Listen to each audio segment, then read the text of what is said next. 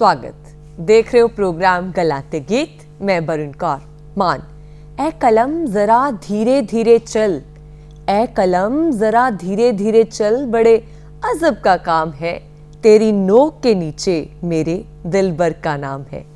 जदों किते भी शेर सुनते हाँ जां कोई कवितावां सुनते हाँ, कोई भी कला लिखण दी कला नूं पढ़दे हाँ सुनते हाँ, मन खुश हो जाता। क्योंकि जदों बंदा कहते बोल नहीं ना सकदा, अपने भावनावां नूं प्रगट नहीं कर सकदा, ते अपने दिल नूं हल्का करन दा भी सब तो वधिया जरिया है कि लिखना शुरू कर दिओ। कलम जिहड़ी है उसदी धार तलवार तो भी तिखी हुंदी है। ते मैं तुहानूं साफ साफ दस देना चाहुंदी हाँ कि अज दे साडे जिहड़े मेहमान ने वो बहुत उगे लेखक ने, उन्हां तो बहुत कुछ सुणांगे, बड़ियां गल्लां करांगे। ते मैं गल कर रही हाँ मुकेश आलम हुणां दी। आखदे हाँ उन्हां नूं जी आया। 500 तो वध मुशायरियां दे विच तुसीं जा चुके हो, देशां विदेशां तक तुसीं घूमे होए हो, और तुसीं उर्दू पंजाबी दे विच दोवें भाषावां दे विच महारत हासिल कीती हुई है। विच तुसीं हिंदी दे विच भी लिखिया है। कमाल है। बहुत बहुत जी आया। धन्यवाद वरुण जी, बहुत शुक्रिया। गल्लां ते गीत प्रोग्राम सुनने वालियां नूं भी मेरा सलाम आदाब, ते तुहाडा भी बहुत बहुत शुक्रगुजार हाँ। ਇਹ ਮੁਕੇਸ਼ ਹੋਣੀ ਆਲਮ ਕਦੋਂ ਬਣ ਗਏ? ਇਹ ਆਲਮ ਬਚਪਨ ਤੋਂ ਘਰਦਿਆਂ ਨੇ ਨਾਮ ਨਾਲ ਜੋੜਤਾ ਕਿ ਇੱਕ ਲੇਖਕ ਵਾਲੀ रूह आ गई कि नहीं ਵੇ ਹੁਣ मैं लेखक बन चला ਹੁਣ ਕੁਝ ਹੋਰ ਹੋ ਜਾਵੇ? बहुत अच्छा सवाल है। ये ना आलम होना बड़ी अजीब घटना है। पहला सब तो मैं ना अपने नाम दे नाल तनहा लांदा हुंदा सी, तखल्लुस जी। मेरे चाचा जी अपने नाम दे नाल लांदे सी, ते मैं भी बचपन दे विच मैनूं शौक हुंदा सी अपने नाम दे नाल इस तरह दा तखल्लुस लावां मैं जी। ते पोइट्री जिहड़ी मेरी शायरी सी, कविता भी मैं लिखदा सी बचपन तो ही, पर ओहदा भी रंग होर सी जिवें दा नाम सी। फिर उस तो बाद एक घटना इस तरह दी वापरी कि मैं पुणे गया जी, ओशो दे आश्रम च, ते उत्थे जाके शाम नूं एक वाइट रोब ब्रदरहुड करके एक प्रोग्राम हुंदा, ਉਹਦੇ ਵਿੱਚ एक कथा सुनाई गई। ਉਹ कथा सुन के मैं बहुत ही हैरान होया ते परेशान भी होया नाल दी नाल। ते फिर मैनूं उस तो बाद लग्या कि ये सारा ही जिहड़ा समुच्चा संसार है सारा तुहाडा अपना है, सो सारा आलम ही अपना है। वाह। ते उस तो बाद मैं अपने नाम दे नाल आलम लगाना शुरू कर दिता। तनहा तो तुसी आलम हो। आलम हो गया जी। आम तौर ते देखण च आउंदा है कि कोई कहंदा है कि मैं तां बई बचपन तो ही लिखदा सी ते मेरे अंदर तां ਇਹ कला बचपन तो ही है। कोई कहंदे ने कि मैं दूसरिਆਂ ਨੂੰ देख देख के लिखना शुरू ਕੀਤਾ, मैं फलाने बंदे तो इंस्पायर हो गया। ਤੇ ਆਲਮ ਹੋਣੀ ਕਿਸ ਤੋਂ ਇੰਸਪਾਇਰ ਹੋਏ, ਕਦੋਂ ਉਹਨਾਂ ਨੇ ਕਲਮ ਨੂੰ ਫੜਿਆ?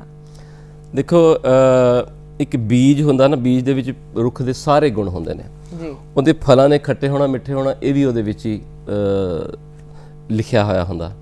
ਹੁਣ ਇੱਕ ਵਾਰੀ ਵੀ ਇਹ ਆਪਾਂ ਦੇਖੀਏ ਵੀ ਜਿਹੜਾ ਭੂਰੇ ਰੰਗ ਦਾ ਜਾਂ ਕਾਲੇ ਰੰਗ ਦਾ ਇੱਕ ਬੀਜ ਹੈ, ਉਹਦੇ ਵਿੱਚੋਂ ਹਰੀ ਕਰੁੰਬਲ ਨਿਕਲਦੀ ਆ। ਹੁਣ ਕੌਣ ਇਹ ਫੈਸਲਾ ਕਰ ਰਿਹਾ ਵੀ ਉਹ ਹਰਾ ਹੋਏਗਾ? ਉਸ ਤੋਂ ਬਾਅਦ ਪੌਦਾ ਬਣਦਾ ਆ, ਪੌਦੇ ਦੇ ਫੁੱਲ ਆਉਂਦੇ ਨੇ, ਕਿਸੇ ਦੇ ਲਾਲ, ਕਿਸੇ ਦੇ ਪੀਲੇ, ਕਿਸੇ ਦੇ ਹਰੇ ਹਨ ਜਾਂ ਚਿੱਟੇ। ਉਹ ਕੌਣ ਡਿਸਾਈਡ ਕਰਦਾ ਆ? ਕੌਣ ਇਹ ਫੈਸਲਾ ਕਰਦਾ? ਉਹ ਸਾਰਾ ਕੁਝ ਨਿਹਿਤ ਹੁੰਦਾ, ਬੀਜ ਰੂਪ ਦੇ ਵਿੱਚ ਪਿਆ ਹੁੰਦਾ। ਇਸੇ ਤਰ੍ਹਾਂ ਕਵਿਤਾ ਜਿਹੜੀ ਹੈ ਉਹ ਮੇਰੇ ਅੰਦਰ ਵੀ ਆ, ਹੋਰ ਬਾਕੀ ਸਭਨਾਂ ਕਵੀਆਂ ਸ਼ਾਇਰਾਂ ਦੇ ਅੰਦਰ ਬੀਜ ਰੂਪ ਦੇ ਅੰਦਰ ਪਈ ਹੁੰਦੀ ਆ। ਇਹ ਤਾਂ ਸਿਰਫ ਕੋਈ ਸਮਾਂ ਆਉਂਦਾ ਹੈ ਜਦੋਂ ਉਹ ਤੋਂ ਪੱਥਰ ਚਸ਼ਮੇ ਤੋਂ ਚੁੱਕਿਆ ਜਾਂਦਾ ਤੇ ਕਵਿਤਾ ਆਪ ਮੁਹਾਰੇ ਫੁੱਟ ਪੈਂਦੀ ਹੈ ਜੀ। ਸੋ ਮੇਰਾ ਬਚਪਨ ਤੋਂ ਹੀ ਰੁਝਾਨ ਕਵਿਤਾ ਵੱਲ ਬਹੁਤ ਸੀ, ਔਰ ਮੈਂ 5ਵੀਂ 6ਵੀਂ ਦੇ ਵਿੱਚ ਵੀ ਉਰਦੂ ਦੀਆਂ ਗਜ਼ਲਾਂ ਯਾਨੀ ਕਿ ਮੈਂ ਪੜ੍ਹਦਾ ਹੁੰਦਾ ਸੀ ਜੀ, ਔਰ ਪੰਜਾਬੀ ਦੇ ਬਹੁਤ ਸਾਰੇ ਸ਼ਾਇਰਾਂ ਨੂੰ, ਕਵੀਆਂ ਨੂੰ ਪੜ੍ਹਦਾ ਹੁੰਦਾ ਸੀ 5ਵੀਂ 6ਵੀਂ ਦੇ ਵਿੱਚ। ਉਸ ਤੋਂ ਬਾਅਦ ਫਿਰ ਕਾਲਜ ਲਾਈਫ ਆਈ। ਕਾਲਜ ਦੇ ਵਿੱਚ ਮੈਂ ਕੁਝ ਖਾਸ ਕੁਝ ਨਹੀਂ ਕੀਤਾ ਕਵੀ ਦੇ ਤੌਰ ਤੇ ਉਹ ਪੜ੍ਹਦਾ ਤਾਂ ਚੰਗਾ ਰਿਹਾ ਮੈਂ, ਐਸੀ ਗੱਲ ਨਹੀਂ ਜੀ। ਤੇ ਉਸ ਤੋਂ ਬਾਅਦ ਕਾਫੀ ਸਮੇਂ ਬਾਅਦ ਯਾਨੀ ਜਦੋਂ ਮੈਂ ਆਪਣੇ ਕਾਰੋਬਾਰ 'ਚ ਆ ਗਿਆ, ਪ੍ਰੋਫੈਸ਼ਨ 'ਚ ਆ ਗਿਆ, ਉਸ ਤੋਂ ਬਾਅਦ ਫਿਰ ਕਵਿਤਾ ਦਾ ਅਚਾਨਕ ਬੀਜ ਜਿਹੜਾ ਹੈ ਉਹ ਪੁੰਗਰਿਆ ਤੇ ਮੈਨੂੰ ਕਵਿਤਾ ਆਉਣੀ ਸ਼ੁਰੂ ਹੋ ਗਈ। ਤੇ ਬਹੁਤ ਹੀ ਅਚਾਨਕ ਹੀ ਸਾਰਾ ਕੁਝ ਵਾਪਰਿਆ। ਮੈਂ ਸਭ ਤੋਂ ਪਹਿਲਾਂ ਪੰਜਾਬੀ 'ਚ ਹੀ ਲਿਖਦਾ ਸੀ ਜ਼ਿਆਦਾਤਰ ਜੀ, ਉਰਦੂ ਤੋਂ ਬਾਅਦ ਸ਼ੁਰੂ ਹੋਈ ਹੈ ਮੇਰੇ ਨਾਲ। 5ਵੀਂ 6ਵੀਂ ਦਾ ਬੱਚਾ ਤਾਂ ਗੀਟੀਆਂ ਖੇਡਦਾ ਹੈ, ਬਾਂਟੇ ਖੇਡਦਾ ਹੈ, ਤੇ ਤੁਸੀਂ ਉਹਨਾਂ ਦਿਨਾਂ ਦੇ ਵਿੱਚ ਕਵਿਤਾਵਾਂ ਪੜ੍ਹਦੇ ਸੀ। ਘਰਦਿਆਂ ਦੀ ਕੀ ਪ੍ਰਤੀਕਿਰਿਆ ਹੁੰਦੀ ਸੀ? ਘਰਦਿਆਂ ਦੀ ਪ੍ਰਤੀਕਿਰਿਆ ਦੇਖੋ ਉਹ ਸਮਾਂ ਹੀ ਇਸ ਤਰ੍ਹਾਂ ਦਾ ਸੀ ਸਾਡੇ ਵੇਲੇ ਨਾ, ਵੀ ਉਦੋਂ ਜਾਂ ਤਾਂ ਡਾਕਟਰ ਬਣਾਉਣਾ ਹੁੰਦਾ ਸੀ ਕਿਸੇ ਨੂੰ ਜਾਂ ਇੰਜੀਨੀਅਰ, ਤੀਸਰੀ ਕੋਈ ਲਾਈਨ ਹੀ ਨਹੀਂ ਸੀ ਜੀ।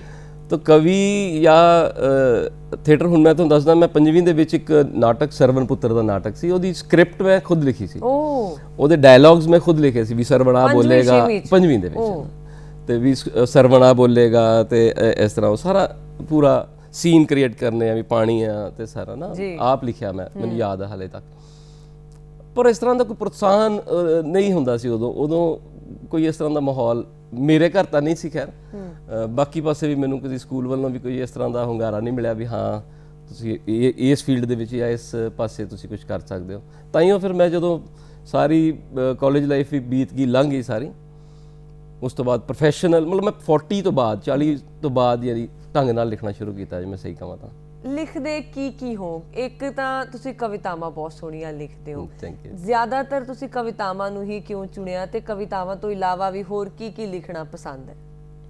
ਦੇਖੋ, ਕਵਿਤਾ ਤਾਂ ਮੇਰੇ ਅੰਦਰ ਹੀ ਹੈ, ਰਚੀ ਬਸੀ ਪਈ ਹੈ, ਤੇ ਕਵੀ ਜਿਹੜਾ ਹੈ, ਹੁਣ ਤੁਸੀਂ ਦੇਖੋ ਕਿਸੇ ਨੇ ਕਿਹਾ ਸੀ ਕਿ ਕੋਈ ਸੰਤ ਜਿਹੜਾ ਹੈ ਉਹ ਹਰ ਵੇਲੇ ਦਾ ਕਵੀ ਹੁੰਦਾ, ਤੇ ਜਿਹੜਾ ਕਵੀ ਹੈ ਉਹ ਰਚਨਾ ਪ੍ਰਕਿਰਿਆ ਵੇਲੇ ਸੰਤ ਹੋ ਜਾਂਦਾ ਜੀ, ਕੋਈ ਵੀ ਕਵੀ।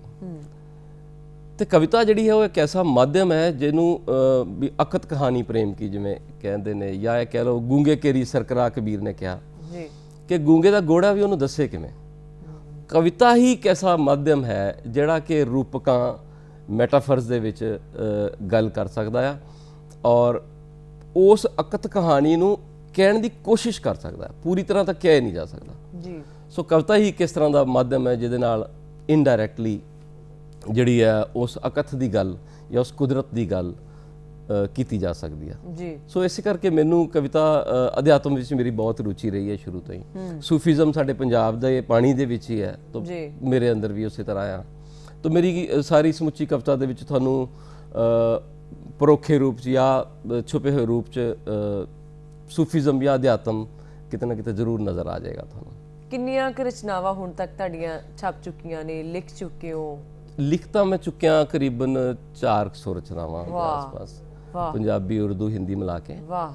ਤੇ ਛਪੀਆਂ ਉਰਦੂ ਦੀ ਕਿਤਾਬ ਮੇਰੀ ਆ ਚੁੱਕੀ ਹੈ ਚਿਰਾਗੋਂ ਕੇ ਹਵਾਲੇ ਸੇ ਦੇ ਨਾਮ ਤੇ ਜੀ, ਤੇ ਉਹ ਕਿਤਾਬ ਨੂੰ ਵੀ ਬਹੁਤ ਪਿਆਰ ਮਿਲਿਆ ਸੀ, ਬਹੁਤ ਅੱਛਾ ਹੁੰਗਾਰਾ ਮਿਲਿਆ ਜੀ। ਤੇ ਕਿਤਾਬ ਆਉਂਦੀਆਂ ਹੀ ਪਹਿਲੇ ਸਾਲ ਦੇ ਵਿੱਚ, ਹਾਲਾਂਕਿ ਮੇਰਾ ਕੋਈ ਨਾਮ ਨਹੀਂ ਸੀ, ਮੈਨੂੰ ਕੋਈ ਜਾਣਦਾ ਨਹੀਂ ਸੀ ਜੀ। ਉਸ ਤੋਂ ਬਾਅਦ ਫਿਰ ਮੇਰੀ ਪੰਜਾਬੀ ਦੀ ਕਿਤਾਬ 2019 ਚ ਆਈ ਹੈ, ਛਣ ਕੰਗਣਾ ਦੇ ਨਾਮ ਤੇ ਹਾਂਜੀ। ਤੇ ਉਹ ਕਿਤਾਬ ਵੀ ਕੁਝ ਮਹੀਨਿਆਂ ਦੇ ਵਿੱਚ ਯਾਨੀ ਐਡੀਸ਼ਨ ਖਤਮ ਹੋ ਗਿਆ। ਫਿਰ ਦੂਸਰਾ ਐਡੀਸ਼ਨ ਦੀ ਤਿਆਰੀ ਚੱਲ ਰਹੀ ਸੀ ਕਿ ਕੋਰੋਨਾ ਦਾ ਦੌਰ ਆ ਗਿਆ ਤੇ ਲਾਕਡਾਊਨ 'ਚ ਹਾਲੇ ਪੈਂਡਿੰਗ ਹੈ ਜੀ, ਦੂਸਰੀ ਐਡੀਸ਼ਨ ਆ ਜਾਏਗਾ।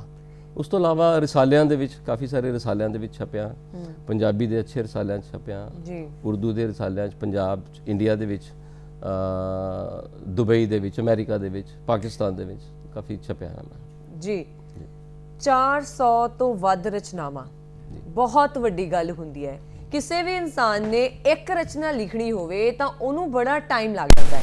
ਕਈ ਗੀਤਕਾਰ, ਲੇਖਕ ਕਹਿੰਦੇ ਨੇ ਕਿ ਜਦੋਂ ਮੈਂ ਇੱਕ ਰਚਨਾ ਨੂੰ ਲਿਖਣ ਲੱਗਿਆ ਸਾਂ ਜਾਂ ਲਿਖਣ ਲੱਗੀ ਸਾਂ, ਮੈਨੂੰ ਬੜਾ ਹੀ ਟਾਈਮ ਲੱਗ ਗਿਆ, 2-2 ਮਹੀਨੇ ਉਹ ਗੀਤ ਪੂਰਾ ਨਾ ਹੋਇਆ। ਕਈ ਕਹਿੰਦੇ ਨੇ ਕਿ ਇੱਦਾਂ ਬੈਠੇ ਆ ਤੇ ਇੱਦਾਂ ਰਚਨਾ ਪੂਰੀ ਹੋ ਗਈ। ਤੁਹਾਨੂੰ ਕਿੰਨਾ ਟਾਈਮ ਲੱਗਦਾ ਇੱਕ ਰਚਨਾ ਨੂੰ ਪੂਰੇ ਕਰਨ ਦੇ ਵਿੱਚ?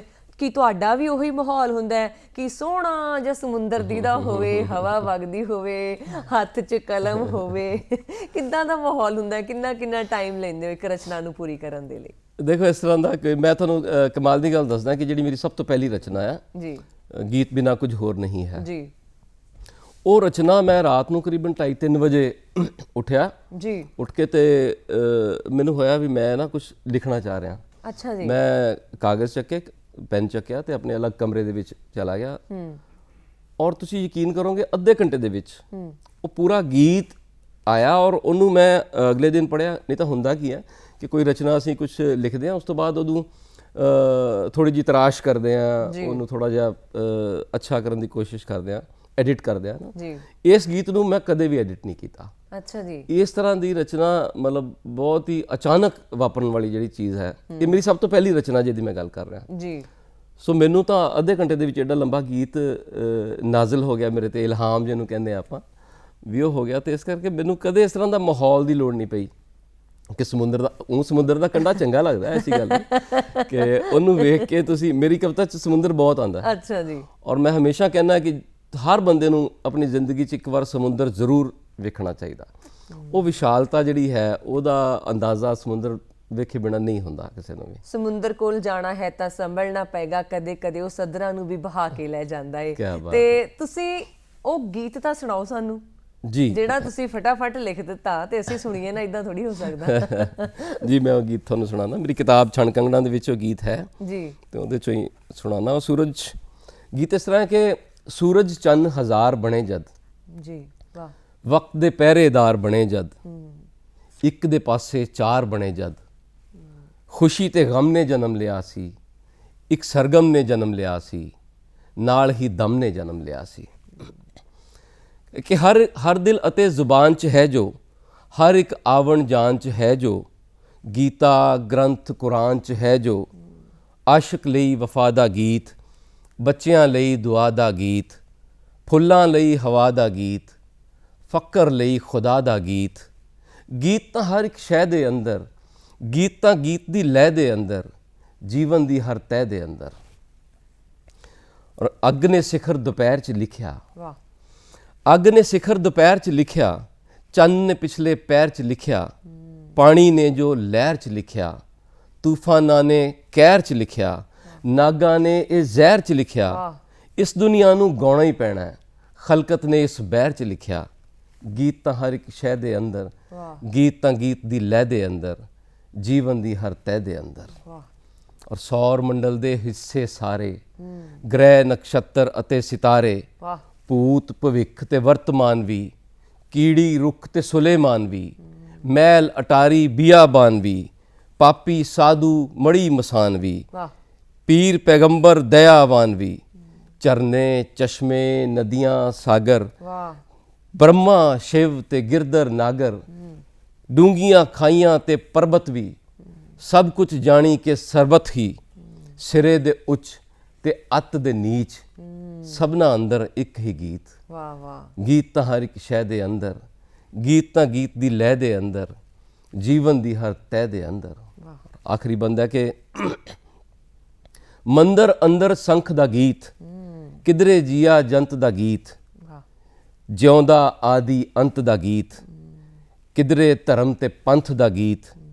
ਇਸ ਨੂੰ ਭਾਵੇਂ ਰਾਧਾ ਕਹਿ ਲੋ, ਜੀਵਨ ਜੋੜ ਦਾ ਧਾਗਾ ਕਹਿ ਲੋ, ਜਾਂ ਇਸ ਧਾਗੇ ਵਿੱਚ ਪਰੁਚੀ ਇੱਕ ਅਦਭੁਤ ਮਰਿਆਦਾ ਕਹਿ ਲੋ। ਵਾਹ ਵਾਹ। ਰਾਮ ਰਹੀਮ ਇਕੱਲਾ ਕਹਿ ਲੋ, ਵਾਹਿਗੁਰੂ ਜਾਂ ਅੱਲਾ ਕਹਿ ਲੋ। ਵਾਹ ਜੀ ਵਾਹ। ਗੀਤ ਬਿਨਾ ਕੁਝ ਹੋਰ ਨਹੀਂ ਹੈ, ਆਲਮ ਚਾਹੇ ਲੱਖ ਲਿਖੇ ਪਰ ਇਸ ਗੀਤ ਨੂੰ ਲਿਖਣ ਵਾਸਤੇ ਕਿਸੇ ਕਵੀ ਦੀ ਲੋੜ ਨਹੀਂ ਹੈ। ਵਾਹ ਜੀ ਵਾਹ। ਕਿਸੇ ਕਵੀ ਦੀ ਲੋੜ ਨਹੀਂ ਵਾਹ, ਹੈ। ਪਰ ਸਾਨੂੰ ਤਾਂ ਤੁਹਾਡੀ ਲੋੜ ਸੀ, ਤਾਂ ਹੀ ਤੁਸੀਂ ਇਹ ਗੀਤ ਲਿਖਿਆ। ਬਹੁਤ ਧੰਨਵਾਦ। ਪੰਜਾਬੀ ਲਿਖਦੇ ਲਿਖਦੇ ਉਰਦੂ ਵੱਲ ਤੁਸੀਂ ਹੋਏ, ਉਹ ਕਿਵੇਂ ਦਿਮਾਗ 'ਚ ਆਇਆ ਕਿ ਹੁਣ ਮੈਂ ਉਰਦੂ ਸ਼ੁਰੂ ਕਰਾਂ ਤੇ ਮੇਰੀ ਰਚਨਾ ਦੇ ਵਿੱਚ ਉਰਦੂ ਦੇ ਲਫ਼ਜ਼ ਆਉਣੇ ਸ਼ੁਰੂ ਹੋਣ? ਉਰਦੂ ਸ਼ਾਇਰੀ ਮੈਂ ਬਹੁਤ ਸੁਣਦਾ ਰਿਹਾ ਪਹਿਲਾਂ। ਮੈਂ ਉਰਦੂ ਗਜ਼ਲਾਂ ਜਗਜੀਤ ਸਿੰਘ, ਮਹਿਦੀ ਹਸਨ, ਪਰਵੇਜ਼ ਮਹਿਦੀ, ਬੇਗਮ ਅਖਤਰ, ਤਾਂ ਕਲਾਸੀਕਲ ਮਿਊਜ਼ਿਕ ਦਾ ਸ਼ੌਕ ਸੀ ਮੈਨੂੰ ਬਹੁਤ। ਸੋ ਉਰਦੂ ਗਜ਼ਲਾਂ ਮੈਂ ਕਾਫੀ ਸੁਣਦਾ ਰਿਹਾ ਪਹਿਲਾਂ ਕਾਲਜ ਟਾਈਮ 'ਚ ਵੀ। ਸੋ ਉਰਦੂ ਦੀ ਵੋਕੈਬਲਰੀ ਜਿਹੜੀ ਹੈ, ਭਾਸ਼ਾ ਦਾ ਜਿਹੜਾ ਹੈ, ਉਹ ਤਾਂ ਮੇਰੇ ਅੰਦਰ ਕਾਫੀ ਵਸ ਚੁੱਕਾ ਸੀ ਜੀ। ਫਿਰ ਉਹ ਜਿਹੜਾ ਕਾਲਜ ਦਾ ਦੌਰ ਹੁੰਦਾ ਹੈ, ਆਸ਼ਕੀ ਦਾ ਦੌਰ ਹੁੰਦਾ ਹੈ, ਤੇ ਉਦੋਂ ਉਰਦੂ ਬਹੁਤ ਕੰਮ ਆਉਂਦੀ ਹੈ। ਉਰਦੂ ਬਹੁਤ ਅੱਛੀ ਜ਼ਬਾਨ ਹੈ, ਉਹਦੇ ਵਿੱਚ ਪੋਇਟਰੀ ਜਿਹੜੀ ਹੈ ਉਹ ਬਹੁਤ ਰਸੀਲੀ ਤੇ ਬਹੁਤ ਚਮਕਦਾਰ, ਮਿੱਠੀ ਜ਼ਬਾਨ ਕਹਿੰਦੇ। ਬਿਲਕੁਲ ਮਿੱਠੀ ਜ਼ਬਾਨ ਹੈ। ਉਹ 'ਚ ਦੁੱਖ ਦਾ ਜੇ ਇਜ਼ਹਾਰ ਹੈ ਉਹ ਵੀ ਬਹੁਤ ਮਿੱਠੀ ਜ਼ਬਾਨ 'ਚ ਹੁੰਦਾ ਹੈ। ਸੋ ਉਰਦੂ ਨਾਲ ਇਸ ਤਰ੍ਹਾਂ ਪਿਆਰ ਪਿਆ। ਤੇ ਮੈਂ ਜਦੋਂ 2012 'ਚ ਲਿਖਣਾ ਮੈਂ ਸ਼ੁਰੂ ਕੀਤਾ, ਜਿਹੜਾ ਇਹ ਐਪੀਸੋਡ ਮੇਰਾ ਪੋਇਟਰੀ ਦਾ ਹੈ, ਆਲਮ ਵਾਲਾ ਐਪੀਸੋਡ ਹੈ, ਉਹ 2012 'ਚ ਮੈਂ ਸ਼ੁਰੂ ਕੀਤਾ। ਤੇ ਉਹਦੇ ਵਿੱਚ ਉਰਦੂ ਤੇ ਪੰਜਾਬੀ ਰਚਨਾ ਬਰਾਬਰ ਬਰਾਬਰ ਚੱਲ ਰਹੀਆਂ ਸੀ ਜੀ। ਕੁਝ ਪੰਜਾਬੀ ਦੀਆਂ ਰਚਨਾਵਾਂ, ਕੁਝ ਉਰਦੂ ਦੀਆਂ, ਲਗਭਗ ਇਹ ਸਮਝੋ ਕਿ 20 ਰਚਨਾਵਾਂ ਤੱਕ ਦੋਨੋਂ ਬਰਾਬਰ ਸੀ। ਅੱਛਾ ਜੀ। ਪੰਜਾਬੀ ਤੇ ਉਰਦੂ। ਫਿਰ ਉਸ ਤੋਂ ਬਾਅਦ ਹੌਲੀ ਹੌਲੀ ਉਰਦੂ ਜਿਹੜੀ ਹੈ ਉਹ ਥੋੜੀ ਅੱਗੇ ਲੰਘ ਗਈ, ਪੰਜਾਬੀ ਥੋੜਾ ਜਿਹਾ ਹੌਲਾ ਹੋ ਗਿਆ ਕੰਮ, ਸਲੋ ਹੋ ਗਿਆ, ਯਾਨੀ ਕੰਮ ਹਲਕਾ ਨਹੀਂ ਹੋਇਆ, ਸਲੋ ਹੋਇਆ ਜੀ। ਤੁਹਾਡਾ ਰੁਝਾਨ ਉਧਰ ਜ਼ਿਆਦਾ ਹੋ ਗਿਆ, ਪਰ ਪੰਜਾਬੀ ਨਾਲ ਪਿਆਰ ਉਨਾ ਹੀ ਹੈ। ਹਾਂ, ਪੰਜਾਬੀ ਨਾਲ ਬਿਲਕੁਲ, ਪੰਜਾਬੀ ਮੇਰੀ ਆਪਣੀ ਭਾਸ਼ਾ ਹੈ, ਮੇਰੀ ਮਾਤ ਭਾਸ਼ਾ। ਮੈਂ ਸਹਿਜ ਵੀ ਪੰਜਾਬੀ ਜ਼ਿਆਦਾ ਹੁੰਨਾ ਜੀ। ਔਰ ਪੰਜਾਬੀ 'ਚ ਮੈਨੂੰ ਲਿਖਣ ਲੱਗੇ ਇੱਕ ਬਹੁਤ, ਮੈਂ ਸੋਚਦਾ ਨਹੀਂ ਕਿ ਮੈਂ ਕੁਝ ਪੋਲਿਸ਼ ਕਰਨ ਦੀ ਕੋਸ਼ਿਸ਼ ਨਹੀਂ ਕਰਦਾ ਜੀ। ਉਰਦੂ ਦੇ ਵਿੱਚ ਮੈਨੂੰ ਉਚੇਚ ਕਰਨੀ ਪੈਂਦੀ ਹੈ, ਕਿਉਂਕਿ ਸਾਡੀ ਆਪਣੀ ਜ਼ਬਾਨ ਜਿਹੜੀ ਹੈ, ਉਹ ਭਾਸ਼ਾ ਜਿਹੜੀ ਸਾਡੀ ਉਰਦੂ ਨਹੀਂ ਰਹੀ। ਹਾਲਾਂਕਿ ਮੈਂ ਉਰਦੂ ਸਿੱਖੀ ਬਾਅਦ ਦੇ ਵਿੱਚ, ਰਸਮੁਲ ਖਤ ਜਿਹੜਾ ਲਿਪੀ ਵੀ ਉਹਦੀ ਸਿੱਖੀ ਮੈਂ ਜੀ। ਤੇ ਉਰਦੂ ਦਰਅਸਲ ਜਿਹੜੀ ਜ਼ਬਾਨ ਹੈ, ਉਹ ਹਿੰਦੁਸਤਾਨ ਦੀ ਜਿਹੜੀ ਜ਼ਬਾਨ ਹੈ, ਕਾਮਨ ਲੈਂਗੁਏਜ, ਉਹ ਉਰਦੂ ਹੀ ਹੈ ਜੀ। ਅਸੀਂ ਉਹਨੂੰ ਇਸਲਾਮ ਨਾਲ ਜਾਂ ਮੁਸਲਿਮ ਸਮਾਜ ਨਾਲ ਜੋੜ ਕੇ ਵੇਖਣ ਲੱਗ ਪਏ, ਹਾਲਾਂਕਿ ਇਸ ਤਰ੍ਹਾਂ ਦੀ ਗੱਲ ਨਹੀਂ ਜੀ।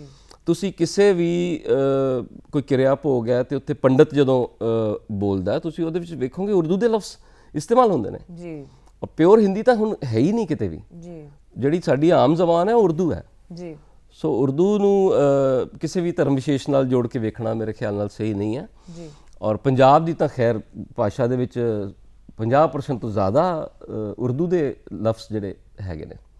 ਉਹ ਗੱਲ ਹੋ ਰਿਹਾ ਵੀ ਪੰਜਾਬ ਦੇ ਵਿੱਚ ਹੁਣ ਜਿਹੜੀ ਦਿੱਕਤ ਜਿਹੜੀ ਆ ਰਹੀ ਸਾਡੀ ਜ਼ਬਾਨ ਦੇ ਵਿੱਚ, ਕਿ ਅਸੀਂ ਨੁਕਤੇ ਜਿਹੜੇ ਉਹ ਖਾਣੇ ਸ਼ੁਰੂ ਕਰਤੇ ਹਾਂ। ਬਿੰਦੀਆਂ ਜਿਹੜੀਆਂ ਲੱਗਦੀਆਂ ਨੇ, ਜੱਜੇ ਪੈਰ ਬਿੰਦੀ, ਜ਼ਿੰਦਗੀ ਜਿਹੜਾ ਹੈ, ਅਸੀਂ ਉਹਨੂੰ ਹੁਣ ਨਜ਼ਰਅੰਦਾਜ਼ ਕਰਦੇ ਚਲੇ ਜਾ ਰਹੇ ਹਾਂ। ਹਾਲਾਂਕਿ ਸਾਨੂੰ ਇਸ ਤਰ੍ਹਾਂ ਨਹੀਂ ਕਰਨਾ ਚਾਹੀਦਾ। ਇਹ ਅੱਖਰਾਂ ਦਾ ਜਿਹੜਾ ਵਿਗਾੜ ਹੋਣ ਲੱਗ ਗਿਆ, ਅੱਖਰਾਂ ਦੇ ਸ਼ੁੱਧੀਕਰਨ ਦੀ ਕਿੰਨੀ ਕੁ ਹੁਣ ਇਸ ਦੇ ਸਮੇਂ 'ਚ ਲੋੜ ਹੈ, ਕਿਉਂਕਿ ਅਸੀਂ ਕਹਿੰਦੇ ਨਾ, ਹੁਣ ਅਸੀਂ ਇੱਕ ਖਿਚੜੀ ਭਾਸ਼ਾ ਬੋਲਣ ਲੱਗ ਗਏ। ਬਹੁਤੇ ਲੋਕ ਇਦਾਂ ਦੇ ਨੇ, ਨਾ ਉਹਨਾਂ ਨੂੰ ਚੰਗੀ ਤਰ੍ਹਾਂ ਅੰਗਰੇਜ਼ੀ ਆਉਂਦੀ ਹੈ, ਨਾ ਚੰਗੀ ਤਰ੍ਹਾਂ ਕੋਈ ਹੋਰ ਭਾਸ਼ਾ ਆਉਂਦੀ ਹੈ। ਥੋੜੇ ਥੋੜੇ ਅੱਖਰ ਹਰ ਭਾਸ਼ਾ ਦੇ ਆਉਂਦੇ ਨੇ, ਜਿੱਥੇ ਦਿਲ ਕਰਦਾ ਹੈ ਬੋਲ ਲਈਦੀ ਹੈ। ਇਹ ਚੀਜ਼ਾਂ ਬਹੁਤ ਹੋਣ ਲੱਗ ਗਈਆਂ। ਦੇਖੋ, ਜ਼ਬਾਨ ਤਾਂ ਸਮੇਂ ਦੇ ਨਾਲ ਜ਼ਬਾਨ ਦੇ ਵਿੱਚ ਜਿਹੜਾ ਬਦਲਾਵ ਹੈ, ਉਹ ਤਾਂ ਸੁਭਾਵਿਕ ਹੈ, ਬਦਲਾਵ ਆਉਂਦਾ ਰਹਿੰਦਾ ਹੈ। ਪਰ ਕਿਸੇ ਭਾਸ਼ਾ ਦੇ ਨਾਲ ਸਾਨੂੰ ਖਿਲਵਾੜ ਨਹੀਂ ਕਰਨਾ ਚਾਹੀਦਾ। ਈਵਨ ਪੰਜਾਬੀ ਨਾਲ ਵੀ, ਹੁਣ ਪੰਜਾਬੀ ਦੇ ਵਿੱਚ ਵੀ, ਕਿਉਂਕਿ ਬਹੁਤ ਸਾਰੇ ਫਾਰਸੀ, ਅਰਬੀ ਦੇ ਲਫ਼ਜ਼ ਜਿਹੜੇ ਨੇ ਸਾਡੀ ਪੰਜਾਬੀ 'ਚ ਹੈਗੇ ਨੇ। ਹੁਣ ਪੰਜਾਬ ਨੂੰ ਜੇ ਅਸੀਂ ਬਿੰਦੀ ਲਾ ਕੇ ਪੰਜਾਬ ਕਹਿਣਾ ਸ਼ੁਰੂ ਕਰ ਦਿਆਂਗੇ ਤਾਂ ਕਿੱਥੇ ਤੱਕ ਸਹੀ ਹੈ? ਬਿਲਕੁਲ। ਜਾਂ ਇਸੇ ਤਰ੍ਹਾਂ ਜ਼ਿੰਦਗੀ ਨੂੰ ਜ਼ਿੰਦਗੀ ਕਹਿਣਾ ਸ਼ੁਰੂ ਕਰ ਦਿਆਂਗੇ ਤਾਂ ਕਿੱਥੇ ਤੱਕ ਸਹੀ ਹੈ? ਬਿਲਕੁਲ। ਸੋ ਜੇ ਆਪਾਂ ਉਚਾਰਨ ਦੀ ਗੱਲ ਕਰੀਏ ਤਾਂ ਦੇਖੋ, ਹਿੰਦੂ ਮਾਈਥੋਲੋਜੀ ਦੇ ਵਿੱਚ ਇੱਕ ਜਿਹੜਾ ਹੈ ਓਮ ਦਾ ਸ਼ਬਦ ਦਿੱਤਾ ਗਿਆ ਜੀ। ਬਾਬਾ ਨਾਨਕ ਆਏ, ਉਹਨਾਂ ਨੇ ਓਮਕਾਰ ਕਿਹਾ। ਓਮਕਾਰ ਜਿਹੜੀ ਹੈ ਉਹ ਧੁਨੀ ਹੈ, ਸ਼ਬਦ ਤੋਂ ਅੱਗੇ ਦੀ ਗੱਲ ਹੈ ਜੀ। ਸੋ ਜਿਹੜਾ ਸ਼ਬਦ ਹੈ ਉਹਦੀ ਧੁਨੀ ਉਹਦੇ ਨਾਲ ਹੁੰਦੀ ਹੈ ਜੀ। ਕੋਈ ਵੀ ਸ਼ਬਦ ਜਦੋਂ ਅਸੀਂ ਬੋਲਦੇ ਹਾਂ, ਮੰਨ ਲਓ ਸਤਿਗੁਰੂ ਹੈ, ਉਹਨੂੰ ਜੇ ਅਸੀਂ ਸਿਹਾਰੀ ਦੇ ਹਿਸਾਬ ਨਾਲ ਸਤਿਗੁਰੂ ਬੋਲਾਂਗੇ ਤਾਂ ਉਹ ਕਿੱਥੇ ਤੱਕ ਸਹੀ ਹੈ? ਸਹੀ ਨਹੀਂ। ਸਾਨੂੰ ਉਚਾਰਨ ਦਾ ਸਹੀ ਪਤਾ ਹੋਣਾ ਚਾਹੀਦਾ। ਉਰਦੂ ਦਾ ਵੀ, ਇੰਗਲਿਸ਼ ਦਾ ਵੀ, ਪੰਜਾਬੀ ਦਾ ਵੀ, ਜਿਹੜੀ ਵੀ ਜ਼ਬਾਨ 'ਚ ਅਸੀਂ ਗੱਲ ਕਰਦੇ ਹਾਂ ਜਾਂ ਜਿਹੜੀ ਵੀ ਜ਼ਬਾਨ ਅਸੀਂ ਪੜ੍ਹਦੇ ਲਿਖਦੇ ਹਾਂ, ਉਹਦੇ ਉਚਾਰਨ ਦਾ ਜਾਂ ਸ਼ੁੱਧੀਕਰਨ ਦਾ ਜਿਹੜਾ ਖਿਆਲ ਸਾਨੂੰ ਬਹੁਤ ਜ਼ਰੂਰੀ ਰੱਖਣਾ ਚਾਹੀਦਾ ਜੀ। ਔਰ ਤਰੰਗਾਂ ਜਿਹੜੀਆਂ ਨੇ, ਹਰ ਸ਼ਬਦ ਦੀ ਆਪਣੀ ਇੱਕ ਤਰੰਗ ਹੈ ਜੀ। ਤੇ ਜਦੋਂ ਤੁਸੀਂ ਬਾਣੀ ਪੜ੍ਹਦੇ ਹੋ, ਜਪਜੀ ਸਾਹਿਬ ਦਾ ਪਾਠ ਕਰਦੇ ਹੋ, ਉਹਦੇ ਨਾਲ ਤੁਹਾਨੂੰ, ਤੁਹਾਡੇ ਅੰਦਰ ਰੋਮਾਂਚ, ਜਿਹਨੂੰ ਨਹੀਂ ਵੀ ਆਉਂਦੀ ਪੰਜਾਬੀ, ਮੈਂ ਇਹ ਦੇਖਿਆ ਕਿ ਜਿਹਨੂੰ ਪੰਜਾਬੀ ਨਹੀਂ ਵੀ ਆਉਂਦੀ, ਉਹਨੂੰ ਮੈਂ ਜਦੋਂ ਜਪਜੀ ਸਾਹਿਬ ਸੁਣਾਉਣਾ ਤੇ ਉਹ ਰੋਮਾਂਚਿਤ ਹੋ ਜਾਂਦਾ ਜੀ। ਉਹ ਕਿਉਂ? ਕਿਉਂਕਿ ਉਹਦੀਆਂ ਆਪਣੀਆਂ ਤਰੰਗਾਂ ਨੇ। ਬਿਲਕੁਲ। ਸੋ ਸਾਨੂੰ ਇਹਦਾ ਤਾਂ ਖਾਸ ਧਿਆਨ ਰੱਖਣਾ ਚਾਹੀਦਾ, ਜ਼ਬਾਨ ਦਾ ਤਾਂ ਬਹੁਤ ਜ਼ਰੂਰ ਧਿਆਨ ਰੱਖਣਾ ਚਾਹੀਦਾ। ਪੰਜਾਬੀਆਂ ਨੂੰ ਖਾਸ ਤੌਰ ਤੇ ਜਿਹੜੀਆਂ ਬਿੰਦੀਆਂ, ਇਹਨਾਂ ਨੂੰ ਨਹੀਂ ਛੱਡਣਾ ਚਾਹੀਦਾ। ਮੇਰੀ ਰਿਕੁਐਸਟ ਵੀ ਹੈ, ਮੇਰੀ ਸੋਚਣੀ ਵੀ ਹੈ ਕਿ ਸਾਨੂੰ ਨੁਕਤੇ ਜਿਹੜੇ ਨੇ ਉਹਨਾਂ ਨੂੰ ਨਹੀਂ ਛੱਡਣਾ ਚਾਹੀਦਾ। ਮੇਰੇ ਇੱਕ ਸ਼ੇਰ ਹੈ ਉਰਦੂ ਦਾ ਕਿ वो एक नुक्ता जो लफ्ज़ों में बयां होता नहीं आखिर, वो एक नुक्ता जो लफ्ज़ों में बयां होता नहीं आखिर, उसे दीवाने पढ़ लेते हैं, काजी छोड़ देते हैं। वाह वाह। सो सानू दीवानिਆਂ ਨੂੰ ਨੁਕਤਾ ਨਹੀਂ ਛੱਡਣਾ ਚਾਹੀਦਾ। ਹੋਰ ਕੁਝ ਉਰਦੂ ਦਾ ਸੁਣਾਓਗੇ ਜੋ ਉਰਦੂ ਦੇ ਵਿੱਚ ਤੁਸੀਂ ਲਿਖਿਆ ਹੋਵੇ? ਮੈਂ ਤੁਹਾਨੂੰ ਗਜ਼ਲ, ਉਰਦੂ ਦੀ ਗਜ਼ਲ ਸੁਣਾ ਦਿੰਦਾ ਜੀ।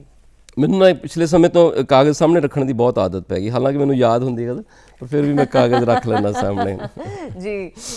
गज़ल का मतलब है कि किसी दरवेश का किरदार लिए घूमती है, किसी दरवेश का किरदार लिए घूमती है, ये ज़मीं प्यार के आसार लिए घूमती है।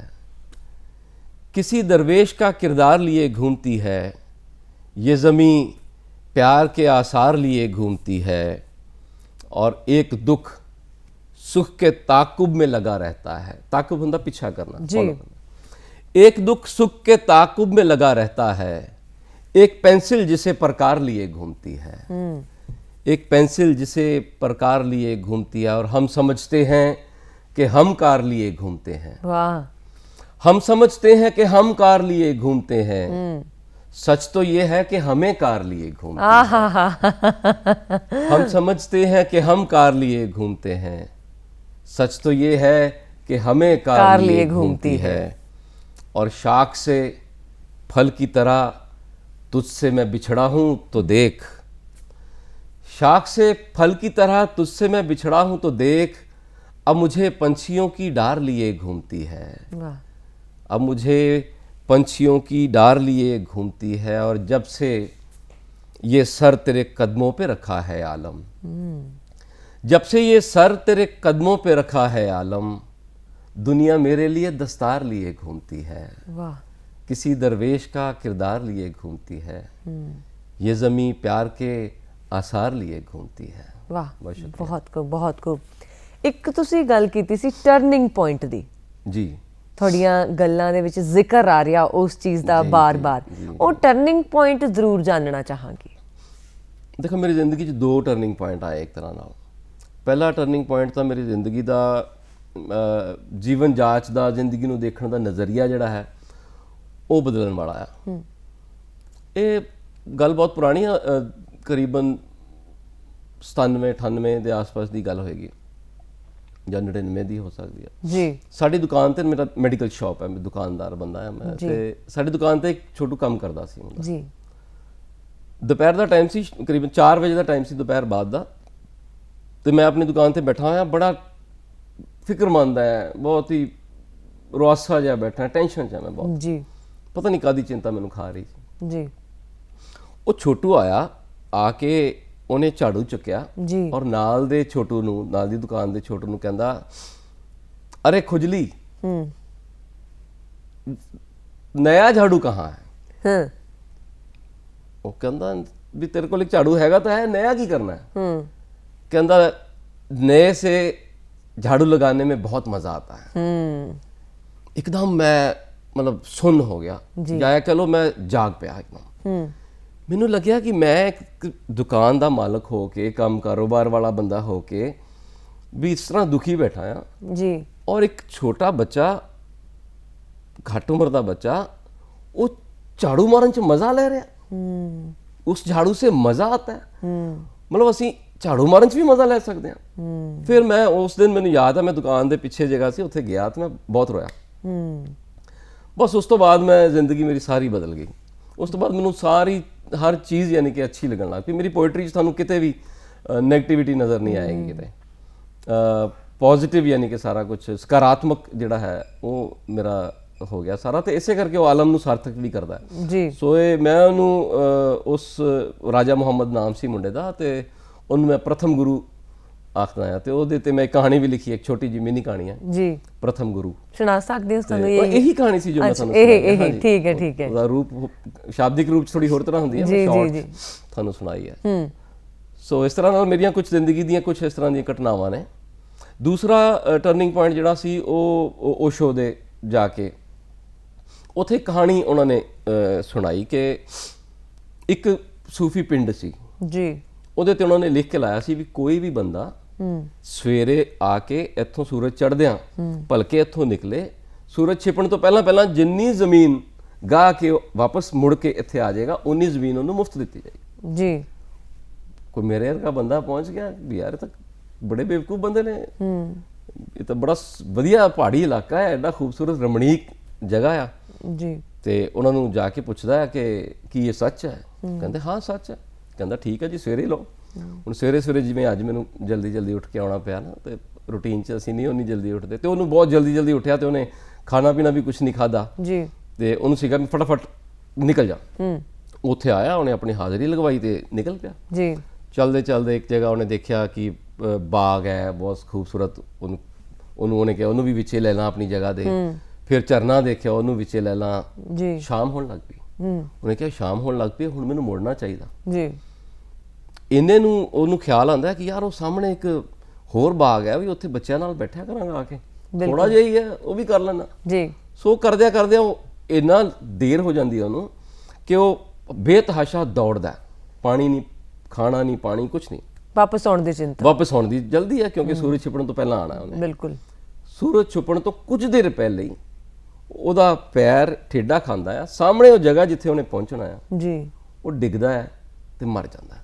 ਓਹ, ਸਾਡੀ ਸਾਰਿਆਂ ਦੀ ਜ਼ਿੰਦਗੀ ਇਸੇ ਤਰ੍ਹਾਂ ਦੀ ਹੈ ਕਿ ਅਸੀਂ ਪਤਾ ਨਹੀਂ ਕੀ ਕਮਾਉਣ ਦੇ ਚੱਕਰ 'ਚ ਲੱਗੇ ਰਹਿੰਦੇ ਆ।